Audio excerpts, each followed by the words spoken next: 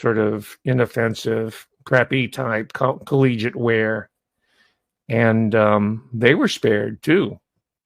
They're doing life in prison, and they're trying to get out right now. They're in the process of getting rehabilitated. So on and on it goes. What's your take, Mr. Atwood? All right. I mean, so many questions come to mind. We've got tons of questions from the viewers. But first of all, if you've just joined us, folks, we've got over 1,000 watching live across all platforms. If you've not subscribed to Professor H's YouTube channel, link is in the live chat right now, and link is in the description box. Let's help him get up to 100,000 subscribers, please. And I think the most common questions right now, Professor, are: what do you think the actual sentence will be?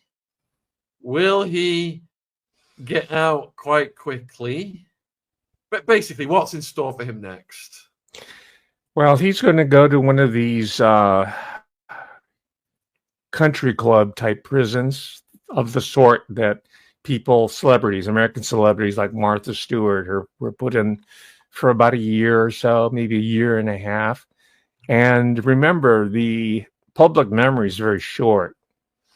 So it doesn't have to be a long time. And plus, you'll get time off for not only time served in jail right now, but also for good behavior. They'll find some way to shave it off. And if he rehabilitates himself in the public eye and keeps quiet, that's the important part.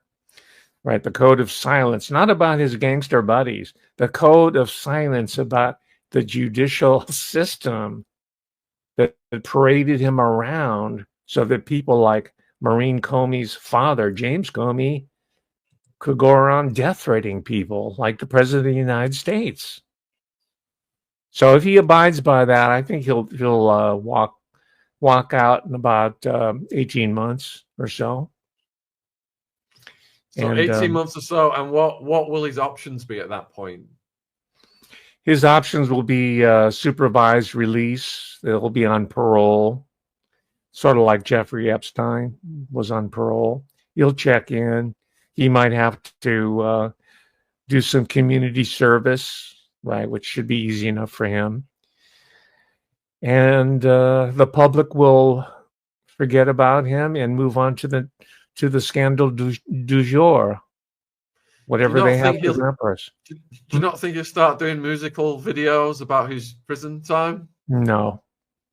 Part of the agreement that his defense team, which includes people like Tini Garagos, as we discussed the first time, she's the daughter of Mark Garagos. He's the ultimate fixer in the law community, criminal law in America. They've already had this discussion with these people that they golf with. They're in the same country club, right? George Carlin told us about the one club that they all belong to, and we're not part. So they've already said, okay, just keep your boy quiet, right? Keep him out of sight. We don't want to hear about him anymore. We'll let him keep a little bit of his bill, his roll there, his money. No baby oil commercials. Yeah.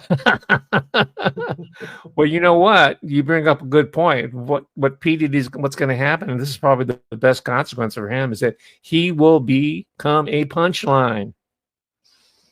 He will be a punchline in comedy routines for the next several months, if he hasn't already. And that'll be a sign that the American public and the world public maybe is ready to move on to the next scandal. So you think he is going to just keep his head down and retire, and his ego's not going to get the better of him again? No. Yeah, he dodged the bullet, so to speak, when he got off on the gun charges. All right. That was scare number one. This one was a lot worse. So I don't think he's going to tempt fate a third time. How did he get off on the gun charges? Well, as you know, his driver was bribed, according to this book here, was given some money, several $1,000s to take the rap. Oh, you're on about the nightclub shooting with J-Lo? Yes. Okay, I'm talking about the defaced guns that he was arrested with, and the it's common knowledge. If you have a weapon in the commission of a crime and a defaced serial number, that you're going to get some kind of huge aggravated sentence for that. It wasn't even brought up in this case. No, but remember my argument from 8 months ago. The fix was already in from the get-go. They weren't going to go into certain areas with the understanding that this whole trial would contain the larger state-level crimes being committed over the past 10 years or more. Because Diddy was involved with a lot of those people, right, on a professional level. Yeah. Was it the fact that he wasn't charged with those guns that made you realize the fix was in from the get-go? Yes. Well, what really tipped it off to me that Maureen Comey was one of the principal prosecutors for the Southern District of New York. And I said, okay, I know where this is going. This is going nowhere. I'm not investing any sort of, time. Yes, I'll invest the time. I'm fascinated by this, but I'm not going to get my hopes up there's going to be anything close to justice that's being done. Now, I don't think he's going to be Epstein, but even Epstein was not Epstein. Apparently, he's out running free. That's the latest word, isn't it? I interviewed his niece, Epstein's niece, yesterday, and she said some words along those lines. And hopefully, we're going to have that pre-record out in the next in about 2 weeks. I'll be watching that one for sure. And fascinating. I'm of a mind that he was exfiltrated at some point. I don't know how, but they took him out of there. So anyway, the point is that the general public is a lot more savvy in 2025 than we were even 10 years ago. It's because of shows like yours. It's because people are publishing books that don't have to go through the publishing racket monopoly in New York or in London, right? You have to go through the whole gauntlet. Well, you can't really write this, or can you do? They give the whole editorial spin, right? You can just take your material, your knowledge, straight to the people, straight to the audience, and that's what's going to happen in the music business. So I see an opportunity here for a lot of young artists, the 15, 16-year-olds that are in their bedrooms right at this very moment making beats on the 4th of July, which is American holiday, or they're learning to rap and to rhyme and to write. They've got their notebooks and all that. I see the golden opportunity for them because this old fossil, because remember, P. Diddy, in their mind, the 13-year-old, he's an old man. He's got children that are like in their 20s. So they say, oh my gosh, thank goodness this is changing to the guard, right? And so those guys are going to start to come to the fore. Now they must be protected to say, okay, this is your intellectual property. You do not want to get in bed, literally or figuratively, with people like Clive Davis. And it says this is what happened back in 2025 in the P. Diddy trial. And we can say this was Justin Bieber when he was a YouTube phenomenon. And this is him 5 years later trying to dodge the paparazzi. Says, do you want to wind up like that? All right. And I think there's some hope there that the culture and the society will replenish itself, will rejuvenate itself. That's the nature of humanity. The creativity is irrepressible, right? So I think we are over our long national nightmare, which was Sean John Combs and Kanye West. We're gonna stop worshiping them. The kids don't like them anyway, right? The kids in the hood do not know who these characters are. The only ones that know about them are white girls who are 16 years old in the Hamptons. Those are the only ones who care.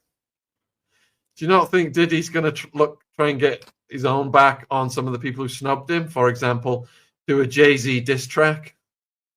No, he's out. Yeah, he's gone because you know what? He's aged out. That's the point I'm trying to make. After a certain point, you are no longer gangsta, right?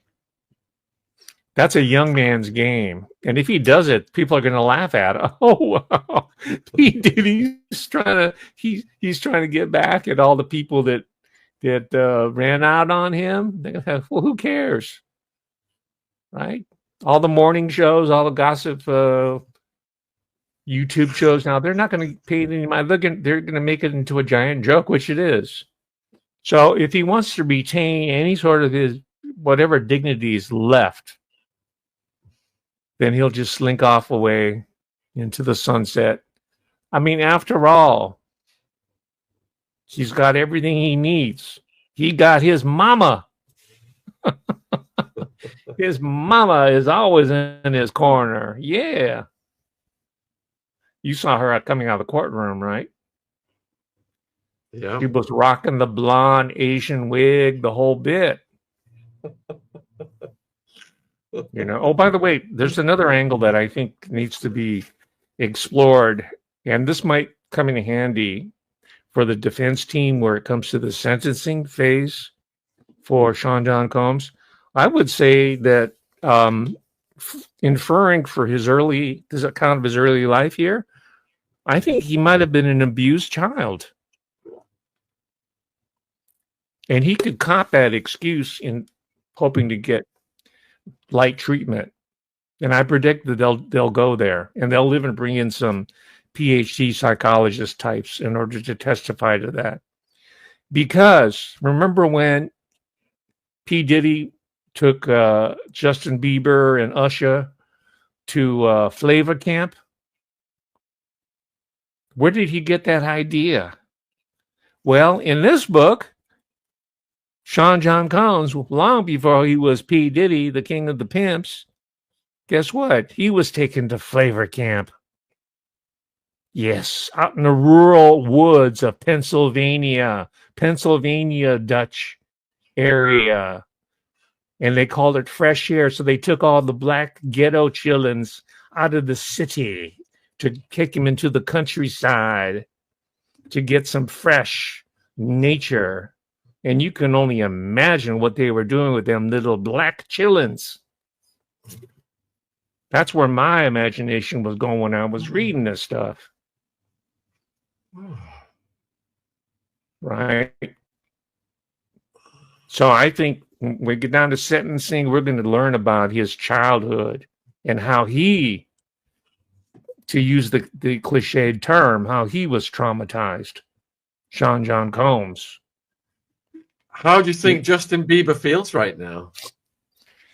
Oh my gosh. I don't think he feels vindicated. I think he's probably just numb to the whole process. I think he's just trying to get his head together, you know? And speaking of Justin Bieber, I support him. If he gets back into the studio, which he should, and start recording and maybe doing a concept album about his whole trials and tribulations of the life, that would be beautiful. I want to produce it. And do a concept album, Justin Bieber, The Rebirth. Man, talk about opportunity. That's what I would be doing. And what about Jay-Z? There was the theory that Jay-Z was going to be next. Do you think Jay-Z's feeling way more secure right now? I think he's breathing a sigh of relief because he realizes the public has exhausted itself. The attention has just dissipated. So there's a lot of people breathing sighs of relief, not just Jay-Z. There was a couple other people that were being scrutinized concurrently to Sean John Combs. So we're all going to sort of kind of take a little vacation before we start howling for new sacrificial characters here. You got a question from Pam. Yes. Pam wants to know, do you think Bieber lied about not being diddled by Diddy? I'm not sure he lied about it. I just give him the credit for coming forth, and I don't require him or anybody else to tell about their most personal issues or matters. This is why I think if he expressed himself artistically, like maybe in sort of veiled terms, like in an album or a book, I think this would be a really good opportunity for him as well. But whether he lied or not, I don't know. He's going to get the last word, though. Justin Bieber. Do not count the Beeb out. The Beeb is he might come out much better than we expect. Look what happened to Britney Spears. We thought she was gone, and she rebounded. MK Ultra. Right? To use, huh? Well, MK initially, Ultra. yeah. But she recovered. You can get out of the programming. Right? It usually starts wearing off when you're in the late 20s and 30s or something like that. So she managed to slip it. Now we just have to prevent the younger people from falling into the trap of their streams, all that AI music that's coming. It's not, I wouldn't call it music. It's just AI beats, AI programming, streams. That's why they're called streams. This is Jimi Iovine or Iovine. This is Ari Emanuel, who also controls professional wrestling or UFC, all those people. That's a really young male sport that they're capturing. There's so many other means of attacking young people's minds and bodies as a result. Other challenging questions? So the most common questions you're getting asked as to whether they will come after Diddy again, the legal system, and also what about all the lawsuits? Remember all the Busby lawsuits? Where do they stand now? Well, I think Sean Diddy's people are going to settle with them privately. They'll have to sign non-disclosure agreements, pay them off, make them go away, and he'll just proceed with his life, right? Now, Tony Busby's name keeps being mentioned, the attorney, in connection with these civil lawsuits. I think he's going to go away too. I mean, he's not necessarily a good guy. Okay, David Boies, who defended Virginia Giuffre, right? Suppose he also defended Harvey Weinstein, I believe, right? These are not necessarily good. And the point I was making earlier is that these guys play both sides of the fence. They're on both sides of the table, right? So Tony Busby is not going to. He's in it for Tony Busby and associates. Right, so the people who are going to sue Diddy are probably have to kick a lot of money over to his side if they want to see any of it. So I think that's probably going to fade. And what, Cassie Ventura already got 10 million, didn't she, supposedly? 30 million? I don't know how much she netted. Her attorney's probably got at least a third or more. So I don't really see any big money being asked for in any of these lawsuits. So you've already said you think he'll serve a couple of years or less. Yeah. Nikki's wondering, is there the possibility that the judge could just let him go free, back time served? There's a possibility. I think if his defense team mounts a really compelling, heart-rending story to the judge about him being abused as a child, I think the judge might go easier on him and let him go. Say, okay, we'll do this, but we're going to agree you're going to start a foundation for abused children or something along those lines. Something's going to benefit the larger society, young people in particular. So, yeah, but the thing is there's this really good book. I forgot the name of the author, but the title is called You Can Negotiate Anything. I recommend that to anybody in any type of endeavor you might be into, professional or otherwise. Read that book. You can negotiate anything. And the same is true in these courts. It's the whole court is a theater of negotiation. That's how you should view it. Everything is negotiable. Next question is about the role of Comey. Do you think Maureen sabotaged the trial? Yes. She didn't try as hard as she could have. She could have put in some big charges, like I think it's